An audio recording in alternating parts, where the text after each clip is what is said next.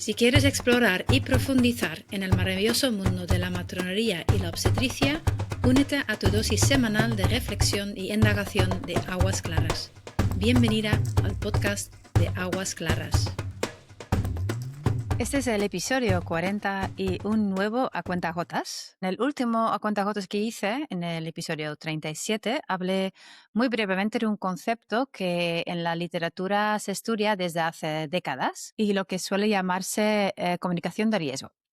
Es un campo que viene del inglés Risk Communication o Risk Talk y tiene una base científica muy sólida. Hoy quiero dedicar esta a cuentagotas a profundizar un poco más en el tema y quiero hablar sobre lo que estudia este campo y sobre todo qué podemos aprovechar de él en nuestra práctica clínica diaria y también en el marco más amplio de una atención respetuosa y ética. Tengo que decir que el nombre Risk Communication o comunicación de riesgo traducido como término no me gusta, porque suena a que todo gira en torno al riesgo, cuando precisamente lo que propone ese campo es no centrar a las mujeres en el riesgo, sino acompañarlas con información que les permita decidir en calma. Y las palabras que usamos pues importan mucho, no solo en la consulta, sino en cómo damos forma a la atención que ofrecemos, ¿no? Cómo formamos a profesionales y cómo construimos los mensajes que llegan a las personas que acompañamos. El lenguaje que usamos no es neutro. Muchas de las palabras que todavía utilizamos además en maternidad vienen directamente del modelo industrial, de la lógica de la cadena de montaje, no del cuidado. Te voy a dar unos ejemplos. Un ejemplo súper obvio y afortunadamente cada vez menos utilizado, producto, de referirnos al bebé. Es un lenguaje súper claramente industrial, algo que se fabrica y se entrega. Borra la dimensión relacional y emocional, ¿no? con el ser humano. Pero también hay otros ejemplos más sutiles, ¿no? Como es el embarazo de bajo riesgo, ¿no? Que reduce un proceso vital a una probabilidad de que algo va a fallar. Por eso, pues intentamos hablar más de embarazos normales, embarazos sanos o de baja complejidad. Luego está el fracaso de, ¿no? Un fracaso de dilatación, un fracaso de inducción, fracaso de parto vaginal. De alguna manera coloca la responsabilidad en el cuerpo de la mujer como si fuera alguna cosa defectuosa, ¿no? O el manejo del parto es como si el parto fuera algo que se controla desde fuera, ¿no? No como un proceso que se acompaña. Y todo este lenguaje refleja una forma de pensar la atención, ¿no? Como estandarizada, orientada a resultados y eficiencia.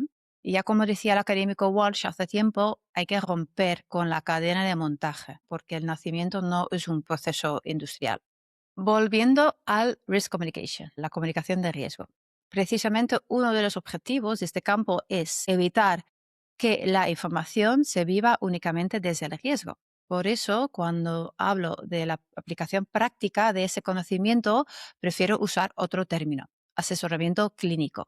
El asesoramiento clínico es, en el fondo, reducir la evidencia a un lenguaje comprensible y crear un espacio donde la mujer, donde la persona puede decidir con calma, sabiendo qué implica cada opción. Y más allá del nombre, ese es un campo de estudio que analiza cómo interpretamos probabilidades y evidencia, cómo el formato cambia la percepción, ¿no? Cómo las palabras que utilizamos influyen en la percepción de seguridad y cómo la relación con la profesional influye mucho en la seguridad percibida. Así que cuando presentamos la información sobre beneficios y riesgos de una manera objetiva y equilibrada, sin generar ansiedad, pues la evidencia recomienda primero expresar los datos en términos de probabilidades en lugar de riesgos. Segundo, usar información visual, diagramas, pictogramas, comparaciones claras, ¿no? Para comprender mejor el contexto y la magnitud de los posibles eventos. Después, expresar los datos en términos de supervivencia en lugar de mortalidad, cuando sea posible. Es mucho más fácil imaginar lo negativo que lo positivo. Es un sesgo cognitivo muy humano. Luego, cuidar cómo presentamos los números. Se ha visto que entendemos mejor la información cuando las probabilidades se expresan en frecuencias naturales. Por ejemplo, no respondemos igual a un 1 de cada 1000 que a un 0,1%, aunque sean exactamente lo mismo, ¿no? Y usar denominadores más pequeños siempre que sea posible. También mejora mucho la comprensión. Por ejemplo, 1 de cada 200 en lugar de 5 de cada 1000. Y luego hay situaciones donde la evidencia no es concluyente o se contradice. Pues la investigación muestra que las personas no rechazan la incertidumbre, no es algo que no pueden llevar, ¿no?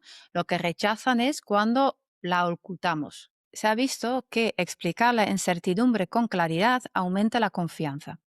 Sabemos que la percepción del riesgo no es matemática, ¿no? Está moldeado por experiencias personales, historias familiares, expectativas culturales y mucho también por la relación que la mujer tiene con la profesional que la acompaña. La literatura ahí muestra que incluso sin darnos cuenta, podemos como profesionales orientar una decisión con el orden de la información, con nuestra entonación o con un comentario final. Las usuarias toman decisiones más coherentes con sus valores y con mejores resultados emocionales cuando reciben cifras absolutas, comparaciones equilibradas, información visual simple, ¿no? y tiempo para procesar. La toma de decisiones compartida se asocia ahí a más control percibido, menos miedo, menos trauma y una experiencia más alineada con lo que considera la mujer importante. Todos esos son conocimientos que ya existen, ¿no? Muy bien estudiados. Lo que pasa es que no siempre se enseña de una manera estructurada en la formación de matronas o de médicos. Y sin embargo, forman parte central de nuestra práctica, porque comunicar no es un añadido, es una intervención clínica en sí misma que influye en la percepción de seguridad o el riesgo. Y esa seguridad, como ya hablé en el episodio número 37, no es solo física, sino también emocional, social e incluso espiritual, ¿no? Está profundamente influida por experiencias previas, por expectativas culturales y por la relación que la mujer tiene con quien la acompaña. Y hablando con Alejandra el otro día sobre este tema, me decía, bueno, esto lo del asesoramiento clínico lo suelen hacer más los médicos aquí en España. En realidad, forman parte central de la competencia de las matronas. Acompañamos embarazos, acompañamos partos, nacimientos. Eso no es solo vigilar parámetros, también es ordenar la información, explorar valores, reconocer incertidumbres, presentar opciones y hacerlo todo desde una relación respetuosa. Hay muchísimas situaciones donde debemos ofrecer información objetiva y completa, desde los test prenatales como el cribado combinado o la TPNI, la prueba de O'Sullivan, hasta las opciones a partir de la semana 41 o las decisiones que puedan surgir durante el parto. Si no dedicamos tiempo, espacio y energía a esta parte comunicativa tan importante y la dejamos en manos de otros perfiles profesionales, no cedemos solo una tarea, seremos un elemento clave de la autonomía de la mujer y de nuestra propia identidad profesional. Si aspiramos a modelos de atención liderados por matronas, basados en la fisiología, en la continuidad de cuidados y en relaciones de confianza, necesitamos sentirnos competentes y seguras en este ámbito, en explicar, contextualizar y acompañar decisiones. Nuestra profesión es un verdadero oficio, un oficio que se mueve muchas veces en zonas grises y eso requiere integrar conocimientos clínicos, técnicos, habilidades prácticas, filosofía profesional, principios éticos y un enfoque basado en derechos humanos para acompañar a las mujeres y a las familias a lo largo de sus procesos vitales. Antes de cerrar, quiero decir algo importante.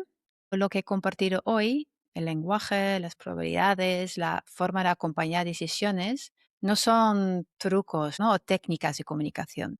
Son competencias importantes y a veces complejas para situaciones complicadas. Así que no voy a poder dar recetas simplificadas para esto. Sí que se pueden traducir esos principios a tener conversaciones reales en la consulta, pues requiere tiempo, ¿no? Requiere práctica, reflexión y trabajo con casos reales.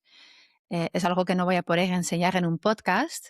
Por eso, ahora mismo mi intención es poner la base y abrir una conversación sobre este tema. Y estoy empezando a explorar cómo crear un espacio formativo para trabajar todo esto con la profundidad que merece. Y con esto llegamos ya al final de este A Cuentagotas. Si este contenido te resulta útil, si te gusta el podcast, te quiero pedir darle al like y compartirlo para que llegue a más compañeras y más compañeros. Buen fin de semana y hasta pronto. En Aguas Claras seguimos conversando, reflexionando y reivindicando nuestra profesión. Suscríbete a nuestra newsletter en aguasclaras.org y síguenos en @somosaguasclaras. Gracias por escuchar.